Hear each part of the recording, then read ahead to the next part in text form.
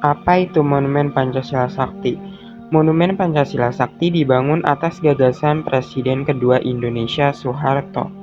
Dibangun di atas tanah seluas 14,6 hektar, monumen ini dibangun dengan tujuan mengingat perjuangan para pahlawan revolusi yang berjuang mempertahankan ideologi negara Republik Indonesia Pancasila dari ancaman ideologi komunis. Lubang buaya terletak di pinggiran kota di Cipayung, Jakarta Timur. Namun lubang buaya terkenal menjadi tempat ditemukan jenazah 7 pahlawan revolusi korban dari peristiwa gerakan 30 September G30S. Ada sebuah legenda yang tersebar luas di masyarakat terkait penanaman kawasan lubang buaya.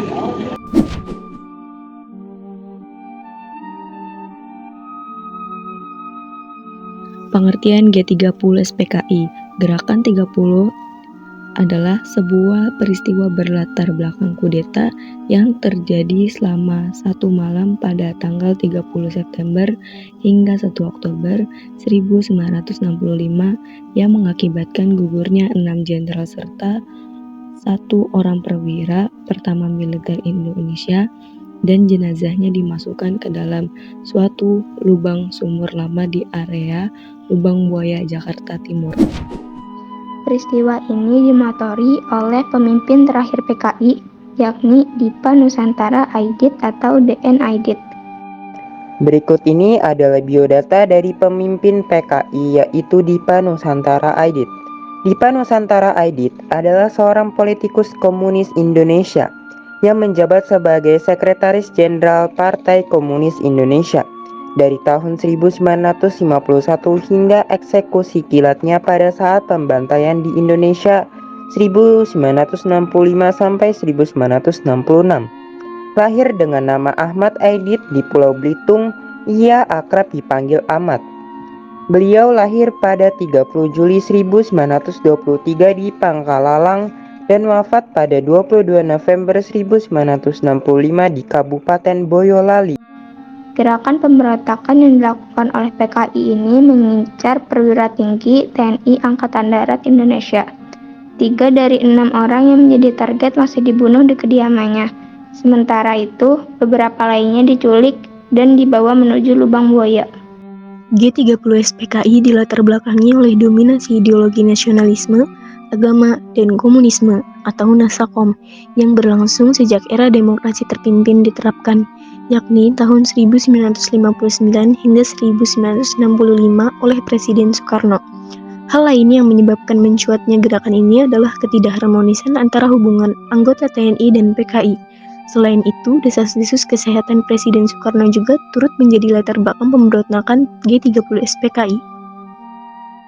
Panglima Kostrat Majen Soeharto bergerak cepat memadamkan pemberontakan. Perburuan pada para pelaku G30 dilakukan cepat, para tokohnya diburu dan ditangkap. Sebagian tokoh PKI diadili di Mahkamah Militer Luar Biasa atau Mahmilub, sebagian dijatuhi hukuman mati. Jadinya penangkapan besar-besaran terhadap para anggota atau siapapun yang dianggap simpatisan atau terkait PKI atau organisasi-organisasi yang diidentikan komunis seperti Lekra, CGMI, Pemuda Rakyat, Barisan Tani Indonesia (BTI), Gerakan Wanita Indonesia (Gerani), dan lain-lain. Sebagian terbunuh. Sejumlah laporan menyebut jumlah yang dibunuh begitu saja setidaknya mencapai 500.000 orang di berbagai daerah, khususnya di Pulau Jawa dan Bali.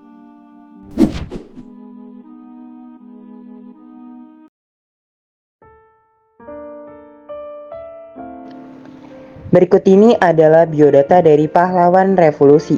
Yang pertama ada Jenderal TNI Ahmad Yani. Beliau adalah Menteri atau Panglima Angkatan Darat yang merupakan salah satu pahlawan revolusi yang gugur sebagai korban tragedi Gerakan 30 September dan mendapatkan gelar Anumerta. Lahir pada tanggal 12 Juni 1922 di Purworejo, beliau wafat pada tanggal 1 Oktober 1965 di Lubang Buaya, Jakarta Timur. 2. Letnan Jenderal TNI Siswondo Parman adalah salah satu pahlawan revolusi Indonesia dan tokoh militer Indonesia. Ia meninggal dibunuh pada peristiwa Gerakan 30 September dan mendapatkan gelar Letnan Jenderal Anumerta. Lahir pada tanggal 14 Agustus 1918 di Wonosobo. Siswondo Parman diculik oleh pasukan Cakrabirawa dan ditembak bersama dengan beberapa perwira lainnya pada tanggal 30 September 1965 dan wafat pada tanggal 1 Oktober 1965. Brigjen TNI Donald Ishak Panjaitan lahir pada tanggal 9 Juni 1925 di Baligi, Sumatera Utara. Donald Ishak Panjaitan diangkat sebagai asisten 4 Menteri Panglima Angkatan Darat Jenderal Abdul Haris Nasution di bagian logistik. Pada tanggal 1 Oktober 1965 beliau wafat. 4. Letnan Jenderal TNI R. Suprapto adalah seorang pahlawan revolusi Indonesia. Ia merupakan salah satu korban dalam G30S atau PKI. Lahir pada tanggal 20 Juni 1920 di Purwokerto, Jawa Tengah, dan wafat pada tanggal 1 Oktober 1965. 5. Letnan Jenderal TNI Masdida Romo Haryono adalah salah satu pahlawan revolusi Indonesia yang terbunuh pada peristiwa G3 OSPKI. Jenderal Bintang 3 kelahiran Surabaya 20 Januari 1924 dan wafatnya tanggal 1 Oktober 1965. Mayor Jenderal TNI Sutoyo Siswomiharjo adalah seorang perwira tinggi TNI Angkatan Darat yang diculik dan kemudian dibunuh dalam peristiwa Gerakan 30 September di Indonesia. Majen TNI Sutoyo Siswomiharjo lahir pada tanggal 28 Agustus 1922 di Kota Purworejo, Jawa Tengah dan wafat pada tanggal 1 Oktober 1965. Yang ketujuh ada Kapten CZI Pierre Andries Tendean. Beliau adalah seorang perwira militer Indonesia yang menjadi salah satu korban peristiwa Gerakan 30 September pada saat dia bertugas sebagai ajudan Jenderal Besar TNI Abdul Haris Nasution. Beliau lahir pada tanggal 21 Februari 1939 dan wafat pada tanggal 1 Oktober 1965. Brigadir Jenderal TNI Katamso Darmo Kusumo adalah salah satu pahlawan nasional Indonesia. Ia merupakan mantan Komandan Korem 072 atau Pamungkas. Katamso termasuk tokoh yang terbunuh dalam peristiwa Gerakan 30 September. Ia dimakamkan di Taman Makam Pahlawan Kusuma Negara, Yogyakarta. Beliau lahir pada tanggal 5 Februari 1923, Kabupaten Sragen, Jawa Tengah, dan wafat pada tanggal 1 Oktober 1965 di Yogyakarta.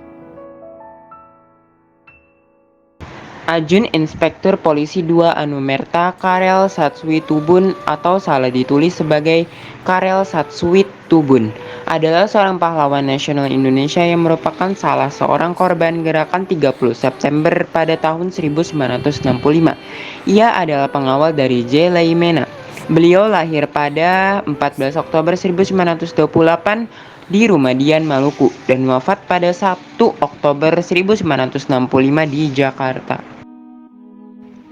Kolonel INF R. Sugiono Mangunwiyoto adalah seorang pahlawan nasional Indonesia yang merupakan salah seorang korban peristiwa Gerakan 30 September.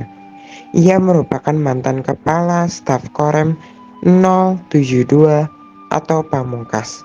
Lahir 12 Agustus 1926 di Gedaren, Jawa Tengah. Wafat 1 Oktober 1965 di Daerah Istimewa Yogyakarta.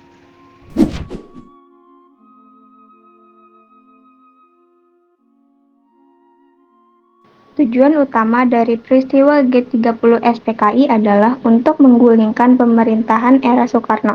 Rencana ini kemudian akan dilanjutkan dengan mengganti negara Indonesia menjadi negara komunis. Berikut beberapa tujuan G30 SPKI adalah sebagai berikut. 1. Menghancurkan Negara Kesatuan Republik Indonesia (NKRI) dan menjadikannya sebagai negara komunis. 2. Menyingkirkan TNI Angkatan Darat dan merebut kekuasaan pemerintahan. 3. Mewujudkan cita-cita PKI, yakni menjadikan ideologi komunis dalam membentuk sistem pemerintahan yang digunakan sebagai alat untuk mewujudkan masyarakat komunis. Mengganti ideologi Pancasila menjadi ideologi komunis. Kudeta yang dilakukan kepada Presiden Soekarno juga disebut menjadi bagian dari rangkaian kegiatan komunisme internasional.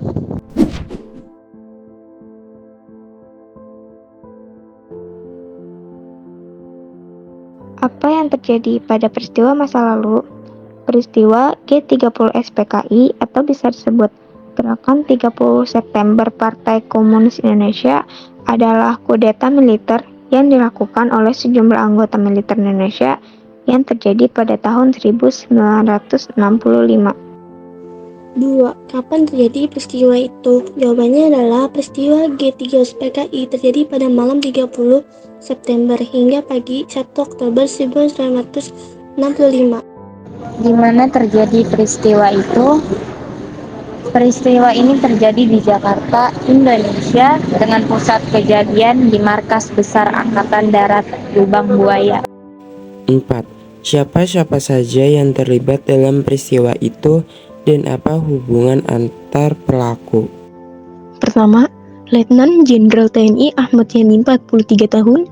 Kedua, Mayor Jenderal TNI Raden Suprapto 45 tahun. Ketiga, Mayor Jenderal TNI Mastirto Darmo Haryono 41 tahun. Keempat, Mayor Jenderal TNI Siswondo Parman 47 tahun.